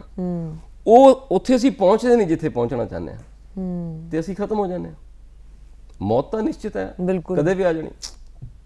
ਸੋ ਇਹ ਜ਼ਿੰਦਗੀ ਨੇ, ਇਹਨੇ ਮੈਨੂੰ, ਕਹਾਣੀ ਨੇ ਬਹੁਤ ਬਦਲਿਆ। ਤੇ ਮੈਂ ਉੱਥੋਂ ਹੀ, ਮੇਰੀ ਕੰਪਨੀ ਸੀ ਜੀ, ਮੈਂ ਆਪਣੇ ਮੈਨੇਜਰ ਨੂੰ ਉੱਥੋਂ ਫੋਨ ਕੀਤਾ ਕਿ ਸਾਰਿਆਂ ਨੂੰ 1 ਮਹੀਨੇ ਦਾ ਟਾਈਮ ਦੇ ਕੇ ਨੋਟਿਸ ਦੇ ਦਿਓ, ਤੇ ਮੈਂ ਕੰਪਨੀ ਬੰਦ ਕਰਤੀ। ਇਹ ਗੱਲ ਹੈ ਅਪ੍ਰੈਲ 2012 ਦੀ ਜੀ, ਤੇ ਅਗਸਤ 2012 ਦੇ ਵਿੱਚ ਮੈਂ ਸ਼ਾਇਰ ਸੀ। ਵਾਹ। ਉਰਦੂ 'ਚ ਵੀ ਲਿਖਦੇ ਹੋ, ਪੰਜਾਬੀ 'ਚ ਵੀ ਲਿਖਦੇ ਹੋ, ਕਦੇ-ਕਦੇ ਹਿੰਦੀ 'ਚ ਵੀ ਲਿਖਦੇ ਹੋ। ਜੀ, ਜ਼ਿਆਦਾ ਕੰਫਰਟੇਬਲ ਕਿਹਦੇ 'ਚ ਰਹਿੰਦੇ ਹੋ? ਜ਼ਿਆਦਾ ਲਿਖ ਕੇ ਕੀ ਵਧੀਆ ਲੱਗਦਾ? ਦੇਖੋ, ਜ਼ਿਆਦਾ ਕੰਫਰਟੇਬਲ ਤਾਂ ਮੈਂ ਪੰਜਾਬੀ 'ਚ ਹੁੰਦਾ, ਪਰ ਹੁਣ ਮੈਂ ਉਰਦੂ 'ਚ ਵੀ ਖੈਰ ਕਾਫੀ ਕੰਫਰਟੇਬਲ ਹੋ ਗਿਆ।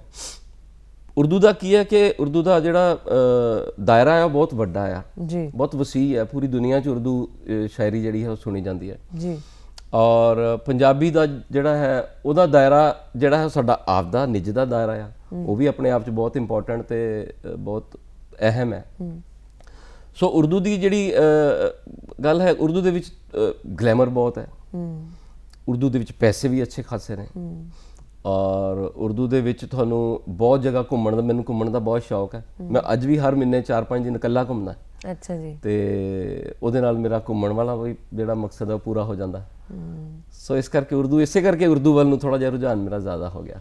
ਪੈਸਿਆਂ ਦੀ ਗੱਲ ਕੀਤੀ ਹੈ, ਕਹਿੰਦੇ ਕਿ ਇੱਕ ਘੋੜੇ ਦਾ ਮਾਲਕ ਆ ਤੇ ਉਹ ਸਵੇਰ ਨੂੰ ਆਪਣਾ ਰੇੜਾ ਘੋੜਾ ਲੈ ਕੇ ਤੁਰ ਪੈਂਦਾ ਤੇ ਸ਼ਾਮ ਨੂੰ ਵਾਪਸ ਆਉਂਦਾ। ਜਿੰਨੀ ਕੁ ਕਮਾਈ ਲੱਗਦੀ ਉਹ ਪੱਠੇ ਖਿਲਾ ਦਿੰਦਾ, ਜੋ ਵੀ ਘੋੜੇ ਦਾ ਚਾਰਾ ਹੁੰਦਾ ਉਹਨੂੰ ਉਹ ਖਿਲਾ ਦਿੰਦਾ। ਤੇ ਉਹਨੂੰ ਕੋਈ ਪੁੱਛਦਾ ਤੈਨੂੰ ਬਚਦਾ ਕੀ ਆ? ਕਹਿੰਦਾ ਮੇਰੇ ਹਿੱਸੇ ਤਾਂ ਝੂਟੇ ਆਉਂਦੇ ਆ, ਇੱਧਰ ਉੱਧਰ ਮੇਰੇ ਹਿੱਸੇ ਤਾਂ ਝੂਟੇ ਆਉਂਦੇ ਆ। ਇਹ ਬੜਾ ਕਿਹਾ ਜਾਂਦਾ ਹੈ ਕਿ ਲੇਖਣ ਕਲਾ 'ਚ ਪੈਸਾ ਹੈ ਨਹੀਂ। ਨਹੀਂ, ਇਸ ਤਰ੍ਹਾਂ ਦੀ ਗੱਲ ਨਹੀਂ ਹੈ, ਪੰਜਾਬੀ 'ਚ ਨਹੀਂ ਹੈ। ਪੰਜਾਬੀ 'ਚ ਪੈਸਾ ਹੈ ਨਹੀਂ ਜੀ, ਕਿਉਂਕਿ ਅਸੀਂ ਦੇਖਦੇ ਹਾਂ ਪੰਜਾਬ ਦੇ ਵਿੱਚ ਇਸ ਤਰ੍ਹਾਂ ਦਾ ਨਾ ਤਾਂ ਅਕੈਡਮੀ ਕੋਈ ਇਸ ਤਰ੍ਹਾਂ ਦੀ ਪੇਮੈਂਟ ਕਰਦੀ ਹੈ। ਤੁਸੀਂ ਦੇਖੋ ਪੁਰਾਣੇ ਜ਼ਮਾਨੇ ਦੇ ਵਿੱਚ ਜਦੋਂ ਗਾਲਿਬ, ਜ਼ੌਕ, ਮੀਰ ਹੋਇਆ ਕਰਦੇ ਸਨ ਤੇ ਇਹਨਾਂ ਨੂੰ ਰਾਜੇ ਬਕਾਇਦਾ ਤਨਖਾਹਾਂ ਦਿੰਦੇ ਸੀ, ਪੈਸੇ ਦਿੰਦੇ ਸੀ, ਸਰਕਾਰਾਂ ਉਹਨਾਂ ਨੂੰ ਫੰਡਿੰਗ ਕਰਦੀਆਂ ਸੀ ਜੀ, ਤੇ ਉਹਨਾਂ ਦਾ ਕੰਮ ਹੀ ਰਾਈਟਿੰਗ ਹੁੰਦਾ ਸੀ, ਲਿਖਦੇ ਹੀ ਸੀ ਹਮੇਸ਼ਾ ਜੀ। ਉਸ ਤੋਂ ਬਾਅਦ ਦਾ ਜਿਹੜਾ ਦੌਰ, ਹੁਣ ਜਦੋਂ ਸਾਡੇ ਦੌਰ ਦੇ ਵਿੱਚ ਸਰਕਾਰਾਂ ਵੱਲੋਂ ਕੁਝ ਇਸ ਤਰ੍ਹਾਂ ਦੀ ਫੰਡਿੰਗ ਕਿਸੇ ਨੂੰ ਵੀ ਨਹੀਂ ਹੈ। ਹਰ ਬੰਦੇ ਨੂੰ ਆਪਣਾ ਕਿੱਤਾ ਜਿਹੜਾ ਹੈ ਉਹ ਦੇਖਣਾ ਪੈਂਦਾ, ਆਪਣਾ ਸੰਭਾਲਣਾ ਪੈਂਦਾ। ਮੈਂ ਜਿਹੜਾ 5ਵੀਂ ਦੇ ਵਿੱਚ ਲਿਖਣਾ ਸ਼ੁਰੂ ਕਰ ਗਿਆ ਸੀ, ਕੁਛ ਨਾ ਕੁਛ ਹਲਕਾ ਫੁਲਕਾ, ਉਸ ਤੋਂ ਬਾਅਦ ਮੈਨੂੰ 40 ਸਾਲ ਲੱਗੇ, ਯਾਨੀ ਇੱਥੇ ਆਉਂਦਿਆਂ ਤੇ ਉਹਦੇ ਪਿੱਛੇ ਕਾਰਨ ਇਹੀ ਹੈ ਕਿ ਮੈਂ ਆਪਣੀ ਰੋਜ਼ੀ ਰੋਟੀ ਦਾ ਇੰਤਜ਼ਾਮ ਕਰ ਰਿਹਾ ਸੀ ਸਾਰਾ। ਜੀ। ਸੋ ਇਸ ਤਰ੍ਹਾਂ ਰਸ਼ੀਆ ਦੇ ਵਿੱਚ ਵੀ ਫੰਡਿੰਗ ਹੁੰਦੀ ਸੀ, ਜਿਹੜੇ ਲੇਖਕ ਸੀ ਉਹਨਾਂ ਨੂੰ ਫਲੈਟ ਦਿੱਤੇ ਜਾਂਦੇ ਸੀ, ਜਗ੍ਹਾ ਦਿੱਤੀ ਜਾਂਦੀ ਸੀ, ਖਾਣਾ ਮੁਹੱਈਆ ਕੀਤਾ ਜਾਂਦਾ ਸੀ। ਜੀ। ਤੇ ਸਾਡੇ ਇੱਥੇ ਇਸ ਤਰ੍ਹਾਂ ਦਾ ਕੋਈ ਮਾਮਲਾ ਨਹੀਂ ਹੈ, ਪਰ ਇਸੇ ਕਰਕੇ ਉਰਦੂ ਦੇ ਵਿੱਚ ਜਿਹੜਾ ਹੈ ਪੈਸਾ ਚੰਗਾ ਹੈ, ਬਹੁਤ ਅੱਛੀ ਪੇਮੈਂਟ ਹੈ। ਜੀ। ਮੇਰੇ ਵਰਗੇ ਬੰਦੇ ਨੂੰ ਹੀ, ਮੈਨੂੰ ਤਾਂ ਆਨਲਾਈਨ ਪੜ੍ਹਨ ਦੇ ਵੀ ਪੈਸੇ ਮਿਲ ਜਾਂਦੇ ਨੇ। ਜੀ। ਤੁਸੀਂ ਇੱਕ ਗੱਲ ਕਹੀ ਕਿ ਪੰਜਾਬ ਤੋਂ ਬਾਹਰ ਜਿੱਦਾਂ ਕਿਤੇ ਵੀ ਜਾਵਾਂ ਤੁਹਾਨੂੰ ਘੁੰਮਣ ਦਾ ਬਹੁਤ ਸ਼ੌਕ ਹੈ। ਜੀ ਜੀ। ਪਹਿਲੀ ਵਾਰ ਕਦੋਂ ਪੰਜਾਬ ਤੋਂ ਬਾਹਰ ਜਾ ਕੇ ਮੁਸ਼ਾਇਰਿਆਂ ਦੇ ਵਿੱਚ ਜਾਣਾ ਹੋਇਆ ਤੁਹਾਡਾ? ਮੈਂ ਬਹੁਤ ਆਰਾਮ ਨਾਲ ਚੱਲਣ ਵਾਲਾ ਬੰਦਾ ਆ, ਮਤਲਬ ਮੈਂ ਕਦੇ ਕਿਸੇ ਲਈ, ਮੈਨੂੰ ਕਾਹਲੀ ਨਹੀਂ ਹੁੰਦੀ ਮੈਂ ਕਿਤੇ ਪਹੁੰਚ ਜਾਵਾਂ, ਕਿਉਂਕਿ ਕਾਹਲੀ ਅੱਗੇ ਟੋਏ ਨਾਲੇ ਪਹੁੰਚਣ ਨੂੰ ਕਿੱਥੇ ਪਹੁੰਚਣਾ ਹੁੰਦਾ, ਤੁਸੀਂ ਆਪਣੇ ਤੋਂ ਆਪਣੇ ਤੱਕ ਦੀ ਯਾਤਰਾ ਹੈ ਸਾਰੀ। ਸੋ ਮੈਂ ਅਪ੍ਰੈਲ 2018 ਦੇ ਵਿੱਚ ਸਭ ਤੋਂ ਪਹਿਲੀ ਵਾਰ ਪੰਜਾਬ ਤੋਂ ਨਿਕਲਿਆ। ਮੈਂ ਪੰਜਾਬ ਤੋਂ ਬਾਹਰ ਨਹੀਂ ਗਿਆ ਕਦੇ। ਅੱਛਾ ਜੀ। ਗਿਆ ਨਹੀਂ ਮੈਂ ਕਦੇ, ਮਤਲਬ ਘੁੰਮਣ ਲਈ ਤਾਂ ਮੈਂ ਬਹੁਤ ਘੁੰਮਦਾ ਰਿਹਾ, ਮੁਸ਼ਾਇਰੇ ਦੇ ਲਈ, ਕਵਿਤਾ ਦੇ ਲਈ ਮੈਂ ਪੰਜਾਬ ਤੋਂ ਬਾਹਰ ਅਪ੍ਰੈਲ 'ਚ ਗਿਆ, ਹਰਿਆਣੇ 'ਚ ਗਿਆ ਸੀ ਜੀ। ਪਰ ਅਪ੍ਰੈਲ 18 ਤੋਂ ਲੈ ਕੇ ਤੇ ਦਸੰਬਰ 19 ਤੱਕ ਜੀ, 1.5 ਸਾਲ ਲਗਭਗ, ਇਹਦੇ ਵਿੱਚ ਮੈਂ ਪੂਰਾ ਇੰਡੀਆ ਗਾ ਲਿਆ। ਵਾਹ। ਫਿਰ ਰੁਕਿਆ ਨਹੀਂ ਮੈਂ, ਉਸ ਦੌਰਾਨ ਮੈਂ ਬਿਲਕੁਲ ਨਹੀਂ ਰੁਕਿਆ, ਚੱਲ ਸੋ ਚੱਲ ਸੀ ਪੂਰਾ ਹਿੰਦੁਸਤਾਨ। ਕਦੀ ਤੇਲੰਗਾਨਾ ਆ, ਅਰੁਣਾਚਲ ਹੈ, ਮਹਾਰਾਸ਼ਟਰ ਹੈ, ਰਾਜਸਥਾਨ ਹੈ, ਮੱਧ ਪ੍ਰਦੇਸ਼, ਉੱਤਰ ਪ੍ਰਦੇਸ਼, ਦਿੱਲੀ, ਕਸ਼ਮੀਰ, ਨਾ ਚੰਡੀਗੜ੍ਹ, ਹਿਮਾਚਲ, ਗੁਜਰਾਤ, ਸਾਰੀਆਂ ਸਟੇਟਸ ਲਗਭਗ ਮੈਂ ਕਵਰ ਕੀਤੀਆਂ ਨੇ ਜੀ। ਤੇ ਉਸ ਤੋਂ ਬਾਅਦ ਇੱਕ ਜਿਹੜਾ ਮੈਂ ਗੱਲ ਤੁਹਾਡੇ ਨਾਲ ਕਰ ਵੀ ਰਿਹਾ ਸੀ ਕਿ ਰੇਖਤਾ ਦਾ ਇੱਕ ਮੁਸ਼ਾਇਰਾ ਹੁੰਦਾ ਆ, ਬਹੁਤ ਵੱਡਾ ਮੁਸ਼ਾਇਰਾ ਹੁੰਦਾ। ਅੱਛਾ ਜੀ। ਉਹਦੇ 'ਚ 20-25 ਹਜ਼ਾਰ ਦਾ ਮਜਮਾ ਹੁੰਦਾ ਹੈ। ਉਸ ਤੋਂ ਇਲਾਵਾ ਵੀ ਉਹ ਇੱਕ ਸਟੇਡੀਅਮ ਦੇ ਵਿੱਚ ਪ੍ਰੋਗਰਾਮ ਹੁੰਦਾ ਉਹ ਦਿੱਲੀ ਜੀ, ਤੇ ਮੈਂ ਉਹਦੇ ਗ੍ਰੈਂਡ ਮੁਸ਼ਾਇਰੇ ਦੇ ਵਿੱਚ ਸ਼ਿਰਕਤ ਕੀਤੀ ਸੀ ਦਸੰਬਰ 2019 ਦੇ ਵਿੱਚ। ਤੇ ਉਹ ਬਹੁਤ ਸ਼ਾਨਦਾਰ ਪ੍ਰੋਗਰਾਮ ਸੀ ਤੇ ਬੜਾ ਮਜ਼ਾ ਆਉਂਦਾ ਹੈ ਐਸੇ। ਅੱਛਾ, ਫਿਰ ਮੁਸ਼ਾਇਰੇ ਦਾ ਇੱਕ ਉਰਦੂ ਦੇ ਵਿੱਚ ਤੇ ਪੰਜਾਬੀ ਦੇ ਵਿੱਚ ਇੱਕ ਹੋਰ ਖਾਸ ਫਰਕ ਹੈ ਜੀ, ਮਾਹੌਲ ਦਾ। ਪੰਜਾਬੀ ਦੇ ਮੁਸ਼ਾਇਰੇ 'ਚ ਜਾਨ ਹੀ ਨਹੀਂ ਹੈ। ਪੰਜਾਬੀ ਦੀ ਸ਼ਾਇਰੀ 'ਚ ਜਾਨ ਹੈ, ਬੇਸ਼ੱਕ ਜਾਨ ਹੈ, ਪੰਜਾਬੀ 'ਚ ਬਹੁਤ ਅੱਛੀ ਸ਼ਾਇਰੀ ਹੋ ਰਹੀ ਹੈ, ਪਰ ਆਡੀਅנס ਦੇ ਵੱਲੋਂ ਤੁਸੀਂ ਗੱਲ ਕਰ ਰਹੇ ਹੋ ਮਾਹੌਲ ਨਹੀਂ ਹੈ। ਜਾਂ ਤਾਂ ਅਸੀਂ ਬਣਾਇਆ ਨਹੀਂ, ਜਾਂ ਇਹ ਕਹਿ ਲਓ ਵੀ ਜਿਹੜਾ ਥੋੜੀ ਜੀ ਉੱਚੀ ਦਾਤ ਦੇਣ ਦੀ ਕੋਸ਼ਿਸ਼ ਕਰਦਾ ਵੀ ਉਹਨੂੰ ਅਸੀਂ ਬਿਠਾ ਦਿੰਦੇ ਹਾਂ, ਜਾਂ ਐਂ ਕਹਿ ਲਓ ਵੀ ਸਾਨੂੰ ਕਿਉਂਕਿ ਸਾਡੀ ਬਾਣੀ ਆਪਣੇ ਆਪ ਸ਼ਾਇਰੀ ਹੈ ਤੇ ਬਾਣੀ ਜਿਹੜੀ ਹੈ ਉਹਦੇ ਤੇ ਦਾਤ ਨਹੀਂ ਦਿੱਤੀ ਜਾਂਦੀ। ਮੇ ਬੀ ਇਸ ਕਰਕੇ ਸਾਡੇ ਅੰਦਰ ਇਸ ਤਰ੍ਹਾਂ ਦਾ ਹੋ ਗਿਆ ਵੀ ਜਦੋਂ ਅਸੀਂ ਕੋਈ ਸ਼ਾਇਰੀ ਸੁਣਦੇ ਹਾਂ ਤੇ ਉੱਤੇ ਦਾਦ ਅਸੀਂ ਨਹੀਂ ਦਿੰਦੇ। ਤੇ ਇੱਕ ਗੱਲ ਹੋਰ ਕਹਿੰਦੇ ਕਿ ਇੱਕ ਵਾਰੀ ਨਾ ਕੋਈ ਬੰਦਾ ਟ੍ਰੇਨ 'ਚ ਬੈਠਾ ਸੀ ਤੇ ਉਹਨੂੰ ਫੋਨ ਆਇਆ ਤੂੰ ਕਿੱਥੇ ਪਹੁੰਚਾ। ਉਹਨੇ ਲੁਧਿਆਣੇ ਤੋਂ ਜਲੰਧਰ ਨੂੰ ਜਾਣਾ ਸੀ ਤੇ ਉਹ ਕਹਿੰਦਾ ਮੈਂ ਲੁਧਿਆਣੇ ਪਹੁੰਚ ਗਿਆ। ਕਹਿੰਦਾ ਛੇਤੀ ਆ ਜਾ ਜਲੰਧਰ। ਉਹ ਕਹਿੰਦਾ ਹੁਣ ਮੈਂ ਟ੍ਰੇਨ ਆ ਰਹੀ, ਟ੍ਰੇਨ 'ਚ ਦੌੜਨਾ ਸ਼ੁਰੂ ਕਰਦਾ। ਟ੍ਰੇਨ ਤਾਂ ਜਿੱਦਾਂ ਚੱਲਦੀ ਉਸੇ ਲਈ ਤੇ ਆਊਂਗਾ ਨਾ, ਮੈਂ ਵਿੱਚ ਥੋੜੀ ਦੌੜ ਕੇ ਤੇਜ਼ ਪਹੁੰਚ ਜਾਊਂਗਾ। ਸਹਿਜਤਾ ਹੋਣੀ ਲੇਖਨ ਕਲਾ ਦੇ ਲਈ ਕਿੰਨੀ ਕੁ ਜ਼ਰੂਰੀ ਹੈ? ਬਹੁਤ ਜ਼ਰੂਰੀ ਹੈ। ਸਹਿਜਤਾ ਹਰ ਕੰਮ 'ਚ ਜ਼ਰੂਰੀ ਹੈ, ਲੇਖਣ 'ਚ ਤਾਂ ਬਹੁਤ ਜ਼ਰੂਰੀ ਹੈ। ਸਾਨੂੰ ਆਦਤ ਪੈ ਜਾਂਦੀ ਭੱਜ ਕੇ ਆ ਜਾ, ਭੱਜ ਕੇ ਪਹੁੰਚ ਜਾ, ਛੇਤੀ ਹੋ ਜਾਵੇ, ਛੇਤੀ ਕਰ। ਉਚੇਚ ਨੇ, ਬਿਲਕੁਲ ਸਹੀ ਕਹਿ ਰਹੇ ਤੁਸੀਂ। ਇੱਕ ਛੋਟੀ ਜਿਹੀ ਕਹਾਣੀ ਹੈ ਕਿ ਇੱਕ ਨਾ ਸਾਡੇ ਵੱਲ ਤਾਂ ਉਹਨੂੰ ਨਾ ਘੁਮਿਆਰ ਕਹਿੰਦੇ ਨੇ। ਇੱਕ ਕੀੜਾ ਹੁੰਦਾ ਲੰਬਾ ਜਿਹਾ, ਉਹਦੇ 100 ਪੈਰ ਹੁੰਦੇ ਨੇ। 100 ਪੈਰ ਹੁੰਦੇ ਨੇ। 100 ਪੈਰ ਹੁੰਦੇ ਨੇ। ਇੱਕ ਚਿੜੀ ਉਹਦੇ ਕੋਲ ਆਉਂਦੀ ਹੈ। ਉਹ ਮੀਹਾਂ 'ਚ ਨਿਕਲਦੇ ਜ਼ਿਆਦਾ, ਮੀਹਾਂ 'ਚ ਨਿਕਲਦੇ। ਚਿੜੀ ਉਹਦੇ ਕੋਲ ਆਉਂਦੀ ਹੈ, ਕਹਿੰਦੀ ਘੁਮਿਆਰ ਵੀਰ ਮੈਂ ਬਹੁਤ ਦੇਰ ਤੋਂ ਤੈਨੂੰ ਵੇਖ ਰਹੀ ਹਾਂ, ਮੇਰੇ ਤਾਂ 2 ਖੰਭ ਤੇ 2 ਪੈਰ ਨੇ, ਮੈਂ ਕਰ ਲੈਂਦੀ ਹਾਂ ਹਿਸਾਬ ਤਾਂ ਵੀ ਕਿਵੇਂ ਉੱਡਣਾ ਆ, ਕਿਵੇਂ ਤੁਰਨਾ ਆ। ਤੈਨੂੰ ਪਤਾ ਕਿਵੇਂ ਲੱਗਦਾ ਹੈ ਵੀ 100 ਚੋਂ ਕਿਹੜਾ ਪੈਰ ਚੱਕਣਾ, ਕਿਹੜਾ ਪੈਰ ਰੱਖਣਾ, ਕਿੱਦਾਂ ਅੱਗੇ ਵਧਣਾ? ਉਹ ਕਹਿੰਦਾ ਵੀ ਮੈਂ ਕਦੇ ਸੋਚਿਆ ਹੀ ਨਹੀਂ, ਪਰ ਮੈਂ ਸੋਚਾਂਗਾ ਜ਼ਰੂਰ। ਉਹ ਸੋਚਣਾ ਸ਼ੁਰੂ ਕਰਦਾ ਤੇ ਉਤੋਂ ਇੱਕ ਕਦਮ ਵੀ ਪੁੱਟਿਆ ਨਹੀਂ ਜਾਂਦਾ ਤੇ ਕੁੱਲ ਬੁਲਾ ਕੇ ਉੱਥੇ ਮਰ ਜਾਂਦਾ ਉਹ। ਸੋ ਸਹਿਜਤਾ ਜਿਹੜੀ ਹੈ ਉਹ ਇੰਨੀ ਜ਼ਰੂਰੀ ਹੈ ਹਰ ਚੀਜ਼ ਦੇ ਵਿੱਚ। ਇਸੇ ਤਰ੍ਹਾਂ ਸ਼ਾਇਰੀ ਦੇ ਵਿੱਚ ਹੈ। ਜੇ ਅਸੀਂ ਸਹਿਜ ਨਹੀਂ ਹਾਂ ਤਾਂ ਸਾਡੇ ਮਿਸਰੇ, ਸਾਡੀਆਂ ਕਵਿਤਾਵਾਂ ਉਹ ਟੋਏ ਵਾਲਾ ਕੰਮ ਹੈ ਨਾ, ਉਹ ਉਬੜ ਖਾਬੜ ਹੋਣਗੀਆਂ, ਮੁਲਾਇਮ ਨਹੀਂ ਹੋਣਗੀਆਂ। ਸਾਡੇ ਵਿਚਾਰ ਜਿਹੜੇ ਨੇ ਉਹ ਸੇਧ 'ਚ ਨਹੀਂ ਹੋਣਗੇ। ਇੱਕੋ ਹੀ ਕਵਿਤਾ 'ਚ ਅਸੀਂ ਇੱਧਰ ਉੱਧਰ ਭਟਕੇ ਫਿਰਾਂਗੇ। ਸੋ ਸਹਿਜਤਾ ਬਹੁਤ ਜ਼ਰੂਰੀ ਹੈ ਇਹਦੇ ਲਈ। ਹੁਣ ਕੀ ਸੁਣਾਓਗੇ? ਹੁਣ ਮੇਰਾ ਖਿਆਲ ਆਖਿਰ ਦੇ ਵਿੱਚ ਵਾਲਾ ਕੰਮ ਹੈ ਜਾਂ ਅਜੇ ਹੈ? ਨਹੀਂ, ਅਜੇ ਹੈ, ਆਪਣੇ ਕੋਲ ਟਾਈਮ ਹੈ, ਪਰ ਤੁਹਾਡੇ ਕੋਲ ਰਚਨਾਵਾਂ ਸੁਣਨ ਦੇ ਲਈ ਟਾਈਮ ਘੱਟ ਹੀ ਹੈ, ਜਿੰਨੀਆਂ ਮਰਜ਼ੀ ਸੁਣਾਈ ਚਲੋ, ਕਿਉਂਕਿ ਉੱਗੇ ਲੇਖਕ ਆਏ ਹੋਣ ਦੂਰਦਰਸ਼ਨ ਦੇ ਵਿਹੜੇ 'ਚ ਤੇ ਫਿਰ ਰਚਨਾਵਾਂ ਬਾਰ-ਬਾਰ ਨਾ ਸੁਣੀਆਂ ਜਾਣ, ਇਵੇਂ ਤਾਂ ਹੋ ਨਹੀਂ ਸਕਦਾ। ਮੈਂ ਤੁਹਾਨੂੰ ਇੱਕ ਰਚਨਾ ਸੁਣਾਉਣਾ। ਮੈਂ ਸ਼ੁਰੂ ਦੇ ਵਿੱਚ ਮੇਰੀਆਂ 5 ਰਚਨਾਵਾਂ 5 ਤੱਤਾਂ ਦੇ ਉੱਤੇ ਹੋਈਆਂ ਸੀ, ਪਾਣੀ, ਮਿੱਟੀ, ਅਗਨੀ, ਹਵਾ, ਆਕਾਸ਼। ਉਹਦੇ ਵਿੱਚੋਂ ਇੱਕ ਰਚਨਾ ਹੈ ਮਿੱਟੀ, ਜਿਹਨੂੰ ਕਾਫੀ ਪਿਆਰ ਵੀ ਮਿਲਿਆ ਸੀ ਸਾਰੇ ਪਾਸਿਓਂ। ਤੋਂ ਉਹ ਮਿੱਟੀ ਰਚਨਾ ਤੁਹਾਨੂੰ ਮੈਂ ਸੁਣਾਉਣਾ ਕਿ ਕੋਈ ਤਾਂ ਰੂਪ, ਕੋਈ ਬਣਤਰ, ਕੋਈ ਆਕਾਰ ਦੇ ਮੈਨੂੰ, ਸਮੇਂ ਦੇ ਚੱਕ ਤੇ ਚੜਿਆ ਹਾਂ ਮੈਂ, ਸੰਵਾਰ ਦੇ ਮੈਨੂੰ, ਕਿ ਹਰ ਮਿੱਟੀ ਦੇ ਭਾਂਡੇ ਨੇ ਤਾਂ ਇੱਕ ਦਿਨ ਖੁਰ ਹੀ ਜਾਣਾ ਹੈ, ਤੇ ਬਣ ਕੇ ਮਿਟਣ ਦੀ ਤੌਫੀਕ ਐ ਘੁਮਿਆਰ ਦੇ ਮੈਨੂੰ। ਮੇਰੀ ਮਿੱਟੀ ਚੋਂ ਕੁਝ ਮਿੱਟੀ ਦੇ ਤੂੰ ਦੀਵੇ ਬਣਾ ਦੇਵੀਂ, ਪਰਿੰਦੇ ਪੀ ਸਕਣ ਪਾਣੀ ਥੋੜੇ ਕੁੱਜੇ ਬਣਾ ਦੇਵੀਂ, ਕਿ ਫੁੱਲਾਂ ਨੂੰ ਮਿਲੇ ਆਧਾਰ ਕੁਝ ਗਮਲੇ ਬਣਾ ਦੇਵੀਂ, ਤੇ ਫਿਰ ਵੀ ਜੇ ਬਚਾਂ ਸੱਜਣਾ ਦੇ ਰਾਹ ਖਿਲਾਰ ਦੇ ਮੈਨੂੰ, ਤੇ ਬਣ ਕੇ ਮਿਟਣ ਦੀ ਤੌਫੀਕ ਐ ਘੁਮਿਆਰ ਦੇ ਮੈਨੂੰ। ਇਹ ਪਾਣੀ ਵਕਤ ਦੇ ਮੈਨੂੰ ਵਹਾ ਕੇ ਜਾ ਵੀ ਸਕਦੇ ਨੇ, ਵਰੋਲੇ ਹੋਂਦ ਮੇਰੀ ਨੂੰ ਉਡਾ ਕੇ ਜਾ ਵੀ ਸਕਦੇ ਨੇ, ਤੇਰੀ ਰਹਿਮਤ ਦੇ ਮੀਂਹ ਜ਼ਰਰੇ ਮੇਰੇ ਮਹਿਕਾ ਵੀ ਸਕਦੇ ਨੇ, ਕਬੂਲਾਂ ਹਰ ਰਜ਼ਾ ਤੇਰੀ ਇਹਨਾਂ ਇਤਬਾਰ ਦੇ ਮੈਨੂੰ, ਤੇ ਬਣ ਕੇ ਮਿਟਣ ਦੀ ਤੌਫੀਕ ਐ ਘੁਮਿਆਰ ਦੇ ਮੈਨੂੰ।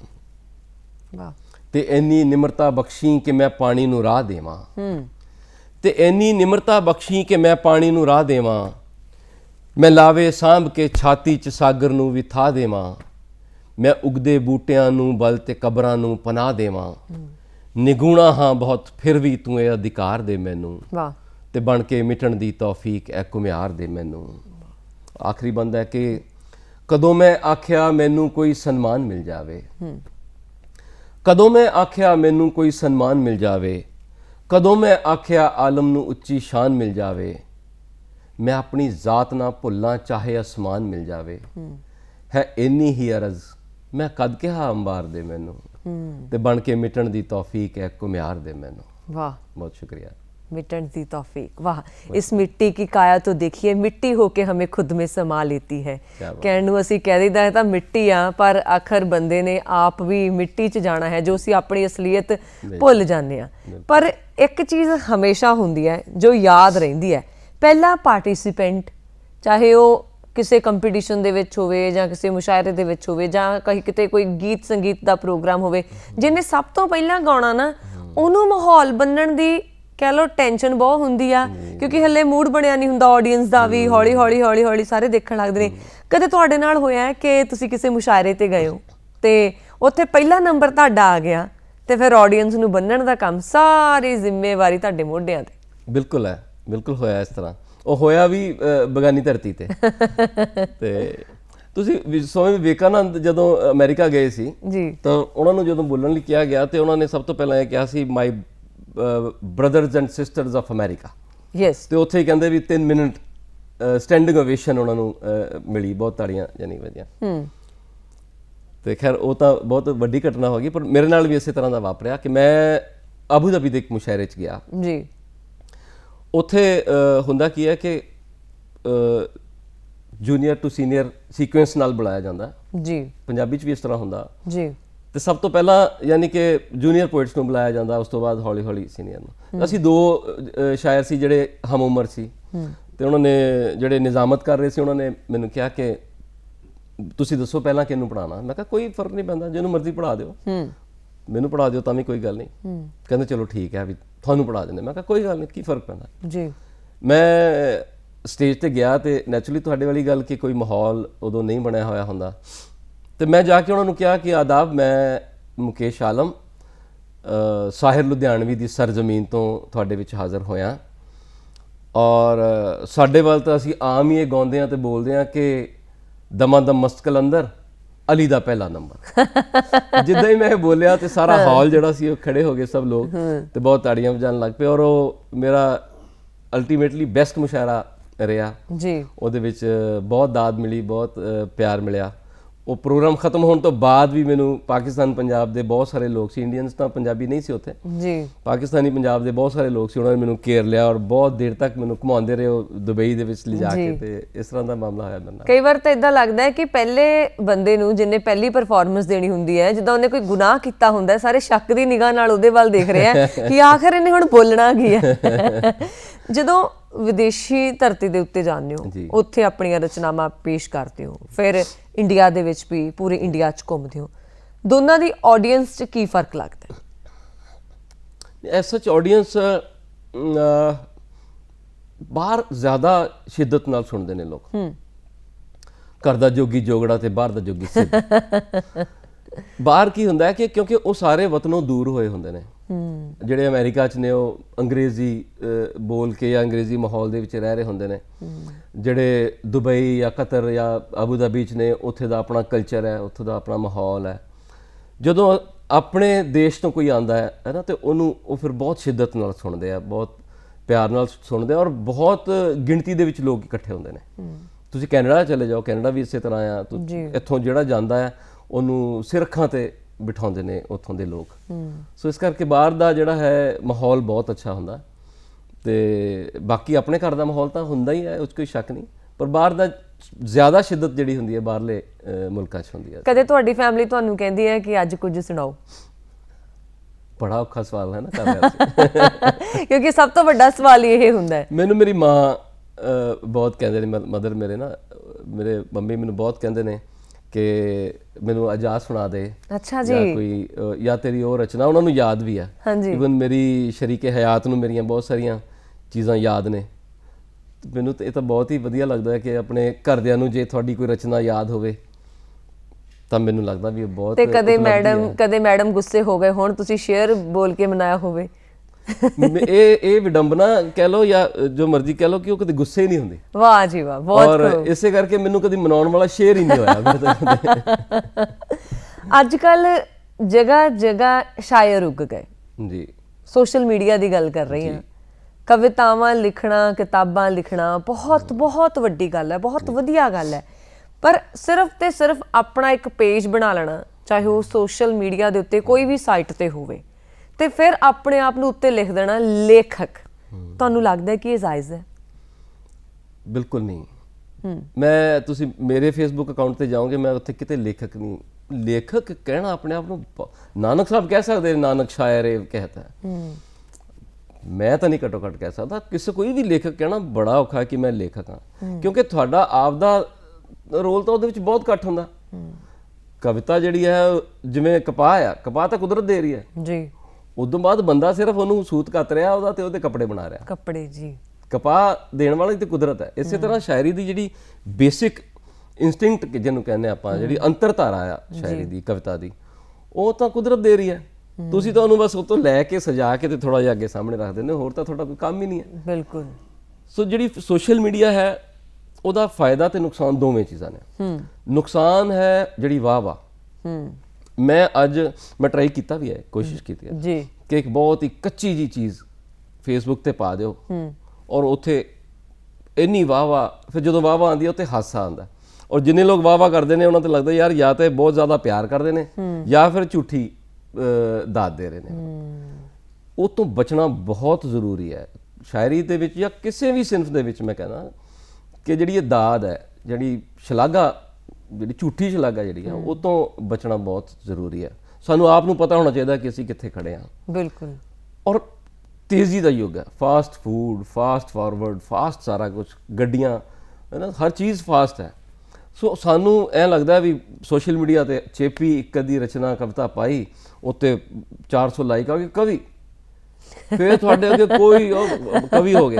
ਅੱਛਾ, ਫਿਰ ਨਾਲ ਦੀ ਨਾਲ ਤੁਹਾਨੂੰ ਮੈਸੇਜ ਆਉਣੇ ਸ਼ੁਰੂ ਹੋਣਗੇ, ਫੋਨ ਆਉਣਗੇ, ਉਹ ਜੀ ਕੋਈ ਸਟੇਜ ਦੱਸੋ, ਕੋਈ ਸਾਨੂੰ ਮੰਚ ਦਿਓ। ਮੰਚ ਦੇਣ ਵਾਲਾ ਕੌਣ? ਕਵਿਤਾ ਜੇ ਚੰਗੀ ਹੈ, ਜਿਹੜੀ ਅੱਛੀ ਚੀਜ਼ ਹੈ, ਮੈਂ ਸਮਝਦਾ ਉਹ ਕਦੇ ਰੁਕ ਹੀ ਨਹੀਂ ਸਕਦੀ। ਕੋਈ ਚੰਗੀ, ਰੂਮੀ ਨੇ ਕਦੋਂ ਤੇ ਕਿਹੜੀ ਜ਼ੁਬਾਨ 'ਚ ਲਿਖੀ ਸੀ? ਅੱਜ ਕਿਹੜੀ ਜ਼ੁਬਾਨ ਹੈ ਜਿਹ 'ਚ ਰੂਮੀ ਨੂੰ ਦਾ ਤਰਜਮਾ ਨਹੀਂ ਹੋਇਆ? ਬਿਲਕੁਲ। ਤਾਂ ਜਿਹੜੀ ਚੰਗੀ ਚੀਜ਼ ਆ ਉਹ ਟਾਈਮਲੈਸ ਹੁੰਦੀ ਹੈ, ਔਰ ਕੋਈ ਬਾਉਂਡਰੀ, ਕੋਈ ਜਿਹੜੀ ਸਰਹੱਦ ਹੈ ਉਹਨੂੰ ਰੋਕ ਨਹੀਂ ਸਕਦੀ। ਅਜੋਕੇ ਸਮੇਂ 'ਚ ਕੀ ਲਿਖਿਆ ਜਾਣਾ ਜ਼ਿਆਦਾ ਜ਼ਰੂਰੀ ਹੈ ਸਮੇਂ ਦੇ ਹਿਸਾਬ ਦੇ ਨਾਲ? ਅਜੋਕੇ ਸਮੇਂ 'ਚ ਮੁਹੱਬਤ ਬਾਰੇ ਲਿਖਿਆ ਜਾਣਾ, ਇਨਸਾਨੀ ਰਿਸ਼ਤਿਆਂ ਬਾਰੇ ਲਿਖਿਆ ਜਾਣਾ ਬਹੁਤ ਜ਼ਰੂਰੀ ਹੈ। ਅਜੋਕੇ ਸਮੇਂ 'ਚ ਜਦੋਂ ਧਰੁਵੀਕਰਨ ਹੋ ਰਿਹਾ ਸਮਾਜ ਦਾ, ਅਲੱਗ-ਅਲੱਗ ਧਰਮ ਆਪਣੇ ਧਰਮ ਨੂੰ ਅੱਛਾ, ਦੂਸਰੇ ਦੇ ਧਰਮ ਨੂੰ ਮਾੜਾ ਜਿਹੜੇ ਕਹਿ ਰਹੇ ਨੇ, ਉਸ ਸਮੇਂ ਦੇ ਵਿੱਚ ਜਿਹੜਾ ਇਨਸਾਨੀ ਭਾਈਚਾਰਾ ਆ, ਜਿਹੜਾ ਪ੍ਰੇਮ ਹੈ, ਉਹਨੂੰ ਬਣਾਏ ਰੱਖਣਾ ਬਹੁਤ ਜ਼ਰੂਰੀ ਹੈ। ਸਮਾਜਿਕ ਤਾਣਾ ਬਾਣਾ ਸਾਡੇ ਹਿੰਦੁਸਤਾਨ ਦਾ ਉਸੇ ਦੇ ਨਾਲ ਬੁਣਿਆ ਹੋਇਆ। ਸਾਡੀ ਤਹਿਜ਼ੀਬ ਜਿਹੜੀ, ਸਾਡਾ ਕਲਚਰ ਹੈ, ਉਹ ਸਾਡੀ ਵਿਰਾਸਤ ਜਿਹੜੀ ਹੈ, ਉਹਨੂੰ ਬਚਾ ਕੇ ਰੱਖਣਾ ਬਹੁਤ ਜ਼ਰੂਰੀ ਹੈ। ਸੋ ਸਭ ਤੋਂ ਜ਼ਿਆਦਾ ਅਹਿਮ ਜਿਹੜਾ ਹੈ ਉਹ ਇਨਸਾਨੀ ਭਾਈਚਾਰੇ ਲਈ ਲਿਖਣਾ ਹੈ। ਉਸ ਤੋਂ ਬਾਅਦ ਹਰ ਗਰੀਬ, ਹਰ ਦੁਖੀ ਦੀ ਕਥਾ ਜਿਹੜੀ ਹੈ ਉਹ ਕੱਲੀ ਲਿਖਣੀ ਨਹੀਂ, ਉਹਦੇ ਬਾਰੇ ਵਿਚਾਰਨਾ ਵੀ ਬਹੁਤ ਜ਼ਰੂਰੀ ਹੈ।